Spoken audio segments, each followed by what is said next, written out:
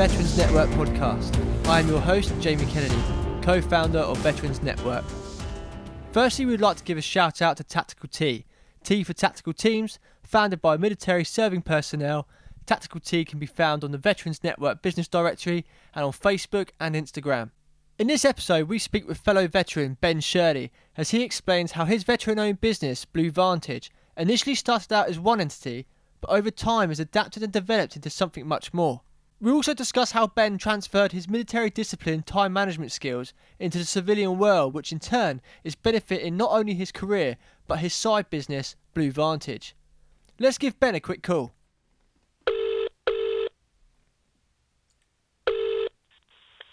Hi, Jamie. Hi Ben, how are you? Not too bad, how's things? Yeah, good, thank you, good, thanks. So, tell us a little bit about yourself, mate. Tell us a little bit about your background. Yeah, so I left the army in 2016. About this time, no, it was about July last year, and I served 13 and a half years in the military police and left as a staff sergeant. When I left the military, I didn't really have an idea of what I wanted to do. I did a lot of kind of different resettlement courses, kind of all based around project management and Lean Six Sigma, that sort of thing. But I didn't really have a clear understanding of exactly where I wanted to go or what I wanted to do. So I had a bit of a mixed resettlement period, really. I even did a bit of film work on a Jackie Chan film, just to try my hand to something completely different. But after I left the military, I started working for quite a large organisation as a enterprise services project manager, and I lasted about 8 months before I just got absolutely threaders and thought I want to do something completely different. And so I started Blue Vantage, which actually started off under a different name, but quickly transitioned into what it is today. And I started working, actually, I run Blue Vantage as a freelancer, so I only really work part-time on it. And I have a full-time job that I work Monday to Friday, 9 to 5. And everything I do is kind of on the side of that. So, really living life on the grind, as they say, where, you know... Pretty much, yeah, whilst my regular job is 9 to 5, Blue Vantage is, everything in between and weekends, so it keeps me pretty busy. So what exactly is Blue Vantage? Yeah, so it started off purely as aerial photography, so I operate a small unmanned aircraft, or it's more commonly known as a drone nowadays, and that's really where it kind of started. When I first discovered drones a couple of years ago, got quite excited by them. It kind of fed my passion for photography and videography, and then actually when I realised that it could be a viable business opportunity, then I started to transition it into exactly what it is. But actually, I'm finding now that I'm using the drone a lot less and turning to conventional camera equipment to kind of deliver a varied type of video services, video production to anyone who needs it. Really, I'm trying to bring kind of affordability to the world of videography. Nowadays, everything that you see on the internet and television is all kind of promo work, or there's some sort of advert behind every video, and really that's kind of where I see this business going is providing video services to organisations who ultimately want to showcase their product or service or event. Seems to be quite big at the moment, event photography and things like that. So you're really looking at breaching into the filming industry then? Exactly, yeah. Bringing affordability to kind of smaller organisations. There's a lot of video production companies that do very high-end work. They're talking like cinematography, but actually for a lot of small businesses, that is, it's just unaffordable for them. So really, that's where I'm aiming my services, is more to smaller businesses who, they have to contend with these big organisations in terms of advertising on the internet, and they need, video production is quite a complex beast that you can nowadays tackle with a smartphone, but actually to reach out to impress all audiences a lot better having a professionally made video can mean the difference between winning customers and not winning them. So when it comes to terms of equipment then, there must be a lot of money that you've had to fund into the cameras and the drones, because I know the drones, they vary in different prices and different qualities, and I imagine for your business you'd probably be aiming for the high-end quality. Yeah. Well, obviously all the equipment is an expensive business to get into. With all you need quite a varied equipment range, and the drones certainly, as you've said there, they range from the kind of very small toys, the affordable options where they're a couple £100, all the way up to tens of thousands of pounds, and that's before you start to look at the actual cameras that are attached to them. But I've been quite lucky in that my job, my 9-to-5 job, is actually with an organisation who retail drones and also provide drone training, and that's my job. I'm a professional drone instructor.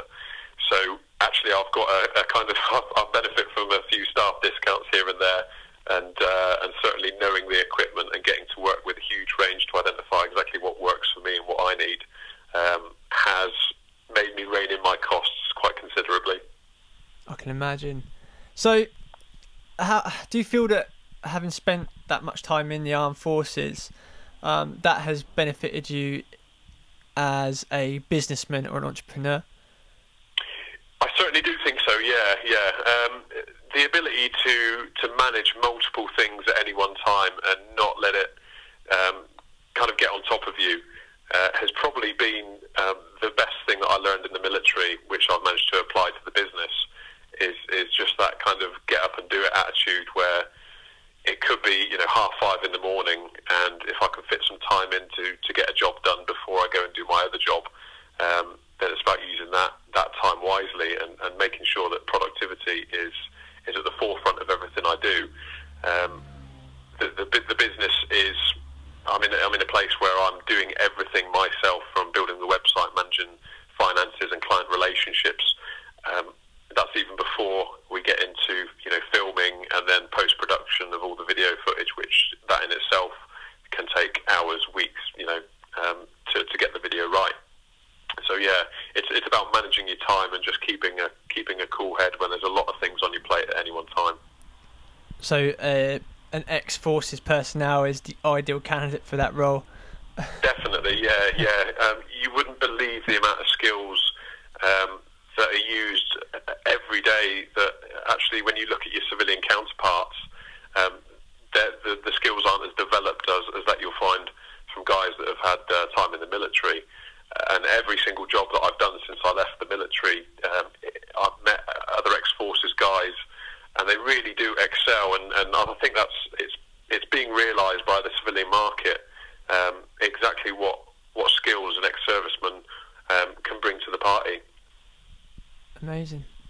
So, I don't mean to put any pressure on you here or put you on the spot, but do you think that there's scope maybe in the future that you'll probably be in a position, or you're aiming to be in a position where you might take on more veterans to expand this business?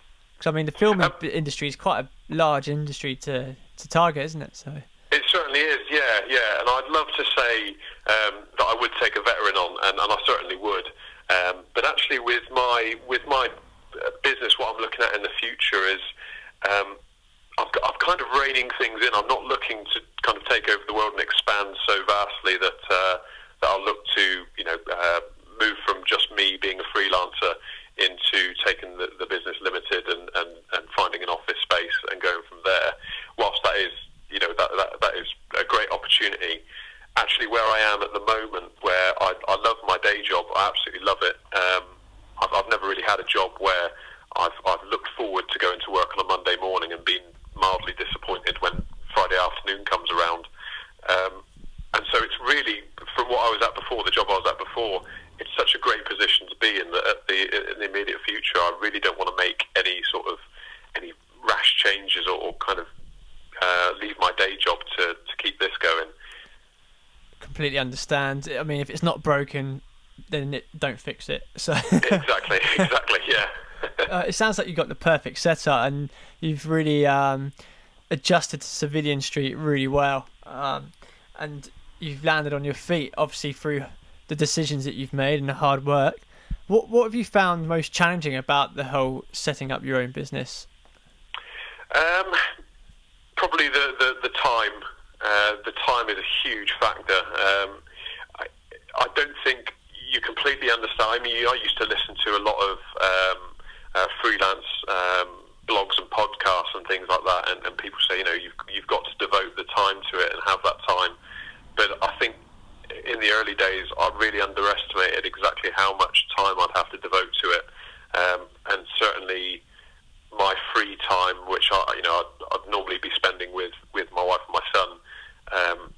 A lot of the time, it gets sacrificed for me having to get a piece of work complete or to do a set task, and really just trying to keep on top of that and make sure that actually I spend as much time with my family as I do doing the business, and just make sure that I'm not just this person who's there in body but not in mind when it comes to family time. So that's something I've really had to rein myself in on, and I kind of get a wave of guilt when I'm working and not spending time with my family. But then equally, I get a wave of guilt when I'm with my family and I'm not working, or I'm out doing something and I know I've got things I need to do. So it's finding that happy medium, that balance between the two.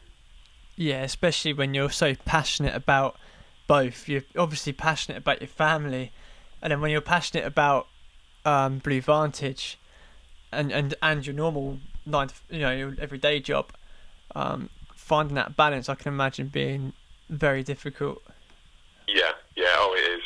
But it's something that you quickly learn. You can burn yourself out very, very quickly. And when you get to that stage, you hit that kind of wall of realisation that actually I need to make my time more productive and then make the time with my family as valuable as possible. And now, so I designate, Sundays, either Saturdays or Sundays, as absolutely the laptop doesn't go on. I won't do any work. It's just purely time with the family. It can get, with all these smart devices nowadays, it can start to fall down when you pick something up or you get messages or emails, and you think, no, I'm just gonna hang fire till Monday, and I'll deal with it then. I can completely relate to that. I need to take a leaf out of your book. It's good to be strict and actually set timings in place where you say, right, between this time and that time, it's family time. Yes. I believe actually in a book, in the Richard Branson book, Screw It, Let's Do It, he mentions in there about how although how successful he is, one thing he's regretted and which he's trying to make up for now is his time for his family, missing his child's birth, etc. So it's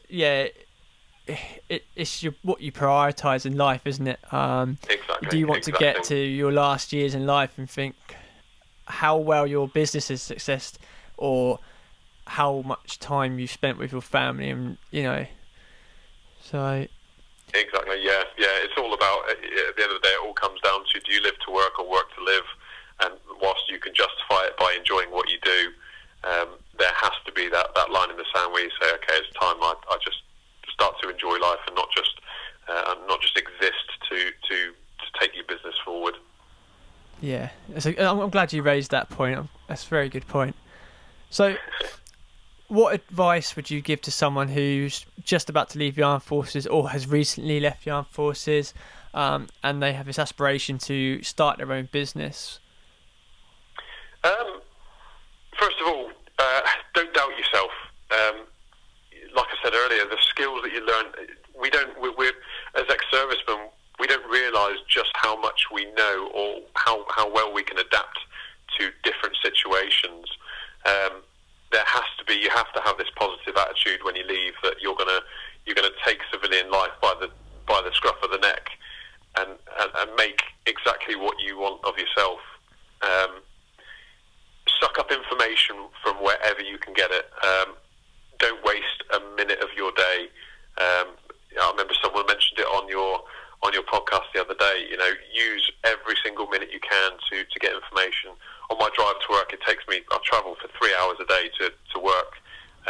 Every single day is either podcasts, audiobooks, or just YouTube videos, learning all the time, finding out what other people have done, how they've done their business, what they've done wrong,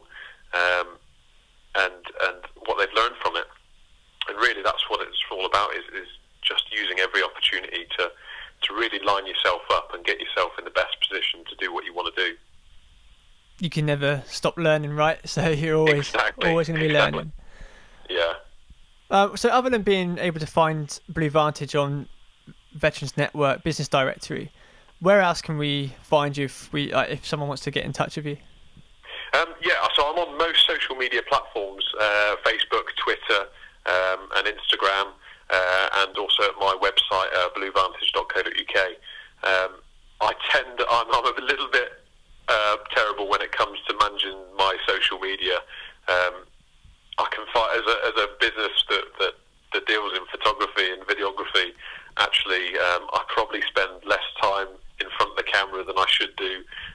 Behind the camera actually than I should do. Managing the business. So I can neglect it for several days or weeks just while I'm doing other things or working on projects where actually I can't release the footage because it's for someone else. It's licensed by them. It's a bit of white label service, whatever it might be. So it can be difficult sometimes to keep up with my online stuff. I can completely understand. It's a busy little industry you've gotten yourself into there, especially where it's that's your side project. It is. But do you know what? It's such an amazing little world to get into because everyone likes. You can provoke such emotion with videos and a good photograph. And everything nowadays is so visual that actually to grab your audience, you need to just engage them with a form of media that's not just written word. That's kind of where we are at the moment. People want messages delivered in 30 seconds rather than spending 5 minutes reading, a page of text. Yeah, they're saying that video and audio is what people are paying more attention to now, especially where a great deal of the media is through a smartphone, which everybody seems to have these days. Yeah. So yeah, that's it. People need force-fed information. Not force-fed, I think that's the wrong word. But yeah, they just want to see things presented quickly. If you look down social media now, it's less text and more photographs or videos. Yeah. And how did you get into this line of work? Like, how do you get into... As in, how did you build a clientele for this type of work? Most of my work comes through word of mouth. To be honest, if you'd be surprised at just how randomly work can pop up. I was doing a job not long ago, and as part of it, I needed to go and speak to this person to get their permission to do some filming on their land, and actually that in itself generated further work for me. And then again, word of mouth through, I've got business through online communications like the Veterans Network. People are coming from everywhere. And so you never take your finger off the pulse for a minute. And engaging with people face to face, I think, is probably the most beneficial thing, certainly in my organisation, is just talking to people and engaging with people all the time. Not focused on business, never be focused on trying to sell people business. It's just about engaging with people, listening to what they need, and then if you can help with a charitable organisation or a charitable event of some sort, that can lead you to other things and meeting lots more people. That there you've raised yet again another great point about it's not about trying to sell business, it's about meeting what people need. So I've heard another quote before. I can't remember where a quote came from, and I'm probably going to completely reword the original quote. But it's something along the lines of, it's not about generating profit, but it's about generating clients. And I guess in hand with that is exactly what you just said. It's not trying to sell them business, but trying to solve their problems. Exactly, yeah. Listening to what people want or need, and just trying to engage with them on a personal level. Especially veterans, hearing people and seeing all the other veterans businesses that are on the site, and seeing the communication between everyone is fantastic, because you see networks of veterans joining together to help each other out, and it's not about, they're not trying to make money or just trying to further themselves. They generally want to help each other, and I think that's the best thing about being in a veterans network,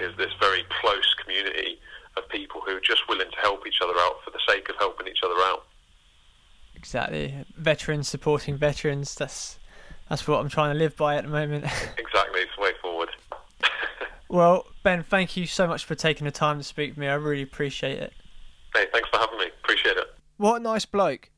Ben is a real genuine guy with a good head on his shoulders. Ben was able to identify a much larger and very current market for his skill set and passion, and he now seems to be very happy and content in his new civilian life. If you'd like to reach out to Ben to pick his brains, you can connect with him via our free online business directory for British veteran-owned businesses at www.veteransnetwork.co.uk, where veterans support veterans.